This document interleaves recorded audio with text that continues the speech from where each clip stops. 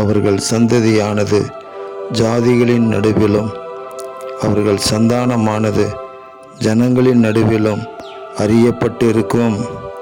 அவர்களை பார்க்கிற யாவரும் அவர்கள் கர்த்தரால் ஆசீர்வாதம் பெற்ற சந்ததி என்று அறிந்து கொள்வார்கள் என்று எழுதப்பட்டிருக்கிற வேத வாக்கியத்திற்காக எங்கள் தேவாதி தேவனுக்கு கொடான கோடி ஸ்தோத்திரங்கள் உண்டாகட்டும்.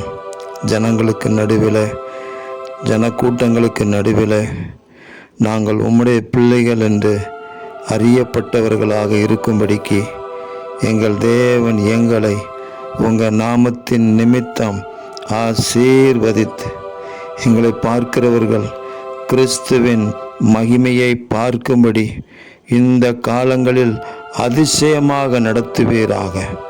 ஒவ்வொரு நாளும் உங்கள் அற்புத செயல்களை வெளிப்படுத்தும் ஆண்டவரே.